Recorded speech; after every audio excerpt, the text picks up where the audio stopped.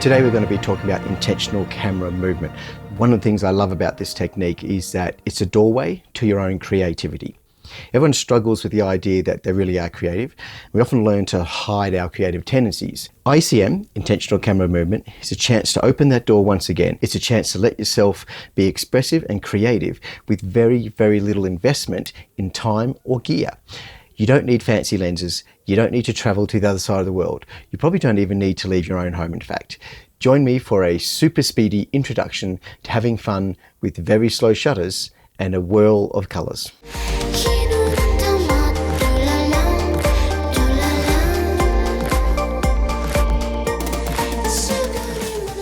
The great joy with ICM is that anybody can get started on it. There are very few hurdles to overcome. You can be up and shooting in no time and starting your journey to connecting with your creative potential. That's the thing for me. So much of photography advice these days is focused on how to do this right.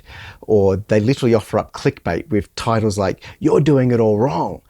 And that's not a good headspace to fall into. It really isn't. It's hard enough to give yourself permission to be creative without a bunch of tubers telling you, literally, you're doing it wrong. Intentional camera movement is a great way to open the door to your creativity. You can fail over and over again, and it doesn't matter. Failing is everything. Failing is what I do best. 99% of being a creative person is just being prepared for failure. Every so often you find a groove and you end up with something you really, really like.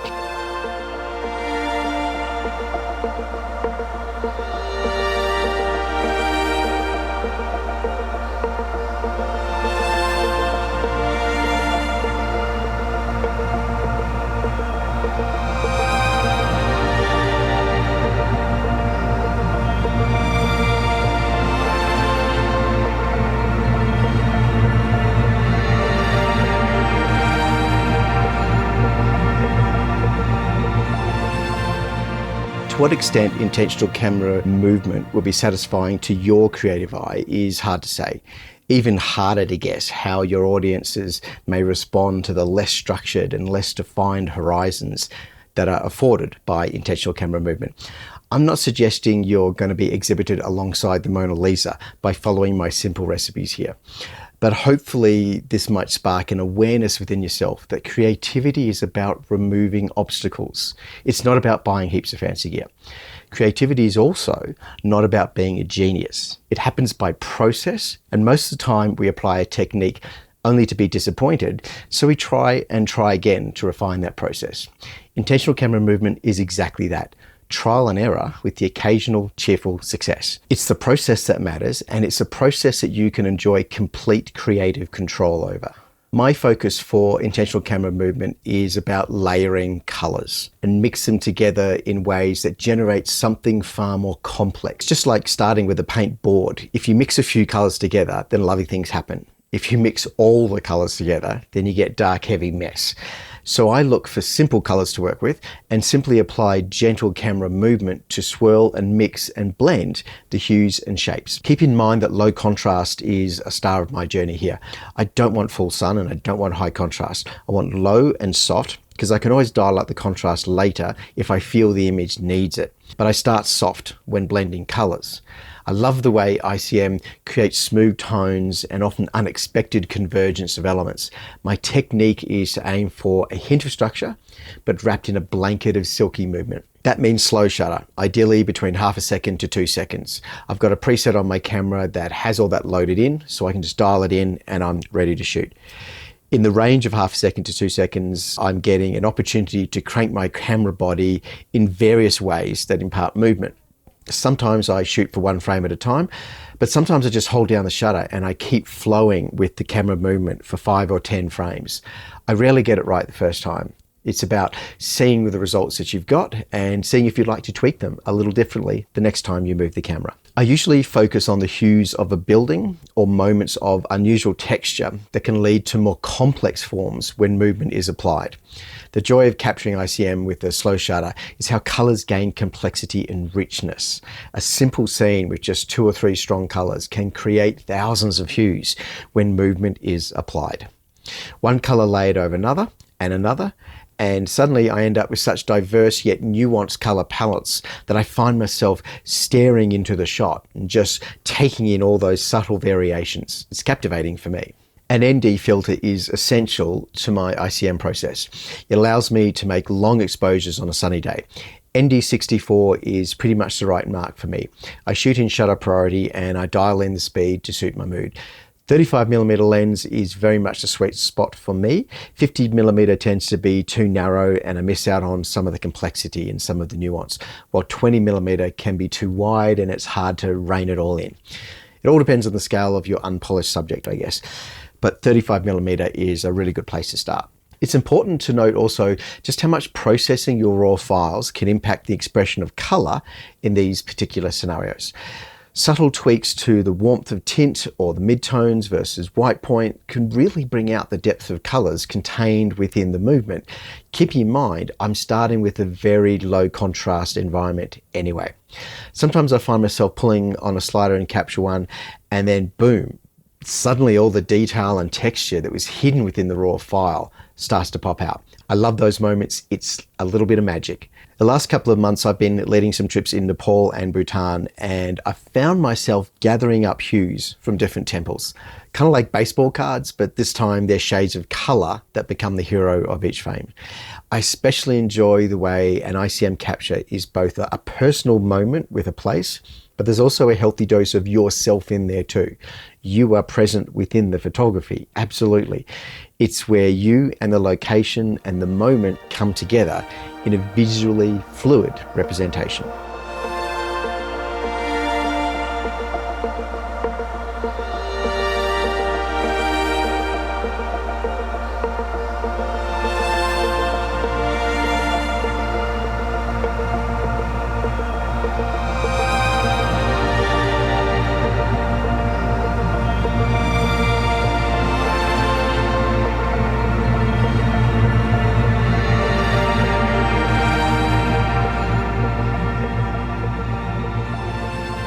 As to what movement exactly is required, for me, that typically starts with a spin. Predictable maybe, yes, but at the moment, I'm still enjoying the interaction between the hard lines and soft curves where they intersect. It's working for me. Rotating the entire camera through 270 degrees, for example, is almost a default for me. It's something I'm going to try out right out of the gate. It's the speed of the rotation, however, where I'm finding the real subtle joy in using the spinning technique. If the spin is too fast and I lose too much of the grit, too much of the texture of the scene, then that doesn't work. If the spin is too slow, then there's not enough cloudiness. It becomes too defined. I'm looking for the balance between grit and cloudy, and that's where my happy place is going to be. I try to keep the lens directed at the same reference point when I spin, so the scene spins around that central object. Although the spin center sometimes can be in the corner of the frame instead of the center of the frame. An off-center spin is really, really nice.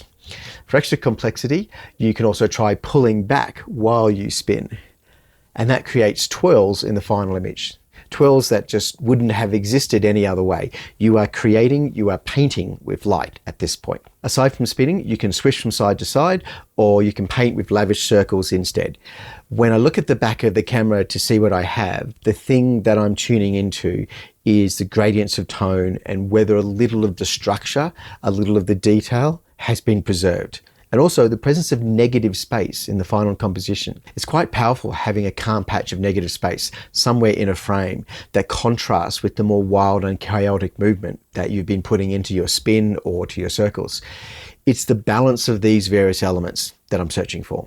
I've used the painting circles technique a lot over recent decades, mainly with open fires and as an exercise with groups to help folks better understand how aperture and shutter speed work together. In the dark of night, you can set a long exposure without an ND filter. And the next trick is to work out how to tame the brightness of a frame. A roaring log fire shoots very different to a bed of embers, and that's where adjusting your f-stop to adjust how much light's coming in for the same given exposure can change whether something is very bright or very ethereal. The exercise I give my companions is a simple one, and it's based on Japanese tradition for calligraphy students, where the brush really is a brush instead of being a camera. You draw a circle with the brush. That's it, a circle. It sounds really simple. But think of this circle as a self-portrait, because each person will do it a little bit differently. Each person will apply different pressure to the brush, or load different amounts of ink, or move faster or slower. They might get some splatter off the edge of the fibers, and the final circle they draw will be different. Each is unique. Some circles run over themselves, some circles never even complete. The circle becomes a self-portrait of how you draw. Drawing circles with a camera is exactly the same. It's a self-portrait, and they vary depending on how wide you move it, how bright the flames were, how you set your camera, how much light you're letting through. It's a self-portrait, and it's a lot of fun.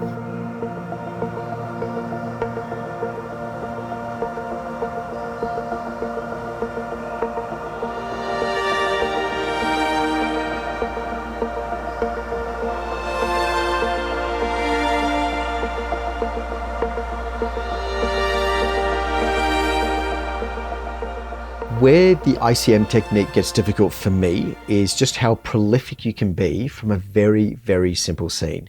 Even with one simple movement, you find yourself repeating the attempts over and over. And because you never execute the movement the same way twice, you end up with different outcomes each time, sometimes subtle and sometimes not. And it's possible that many of those attempts will produce an image you actually like. And then you try a different movement and get a lot of attempts with that different technique. And after just a few minutes, you can find yourself with hundreds of potential winners. And that's not the worst problem in the world, I guess, but it does mean you have a lot of processing to do back on the laptop. Not only do you have immense variability with the images you create, but you also have immense flexibility with the interpretation of the raw files. Tinkering with white balance, saturation, or maybe a few gradients here and there to soften some highlights or deepen some midtones. There's so much that you can do. I find it's important not only to work on the white balance to bring out the full range of hues that are in your image, but adjusting the levels for midtones is especially critical to reveal the textures that may be lurking beneath the main flow of movement. It's a bit like processing a waterfall captured with slow exposure. You want to see a few lines in the water. You want to see the motion, not just have one big blob of milky white. ICM is not merely about blurry photos. It's about holding onto elements of detail as well. We want to see the path of motion and the collision within the compositions. Here's where your individual aesthetic really begins to impact the image. Do you prefer plumped up saturated tones or washed out pale renditions? Do you lean towards warm, cozy hues or something cool and icy? This is where using the variants in Capture One or Lightroom is very useful. You can clone a copy of the raw file for editing, then simply follow that creative path and see where it leads you. You may then decide to go back to previous images and apply a similar treatment once you settle on a more satisfying treatment style.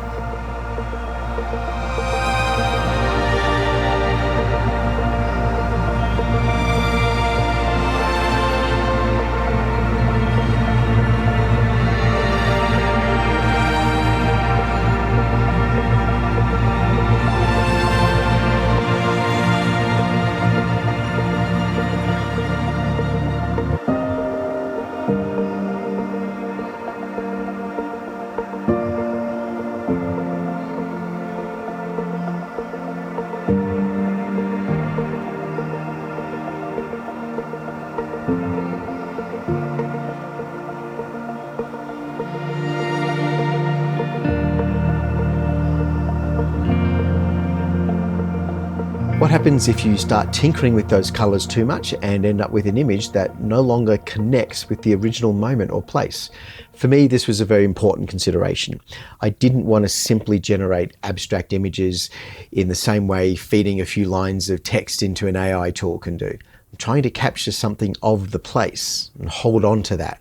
So keeping faithful to the hues is very important to the final expression. So let's summarize where we're at. We've got ND64, we're shooting at 35mm, shutter priority, around about 2 seconds if we can get out there.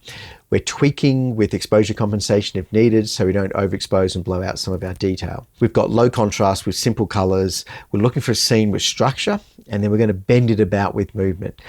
We practice a few simple movements, we vary the speed, we vary the motion, we vary the depth of the motion too, and we process the raw files to see if we have a little bit of magic in there. I think a lot of ICM discussion is centered around strong subjects and adding a little light around that subject. Most people advise you to make sure that the subject is well defined and not totally lost. I'm aiming for something much, much more gentle in terms of my compositions though. I want a bare hint of that original structure. I'm pushing much further towards abstract, but in search of sufficient depth in the technique where we can get an additive effect. I want to end up with more than what I started with. I'm taking colors and shapes and I'm blending them so that I end up with something that my eye didn't actually see. Looking back on all the images from this journey is a real thrill. I've traveled these parts of the Himalayas so often in past decades, and I've never seen it through the intentional camera movement prism before. It's given me something entirely new to enjoy, and a set of images that I will genuinely treasure. Seeing the richness of hues emerge from such simple elements is just marvelous. Intentional camera movement is a fantastic example of how slow shutter photography enables the camera to see things the human eye cannot. My only regret is that I didn't start working on this series a little sooner. That's all for me today. Please like and subscribe, hit that little like button so you let the algorithm know that this was worth watching, and I hope you have a really good day.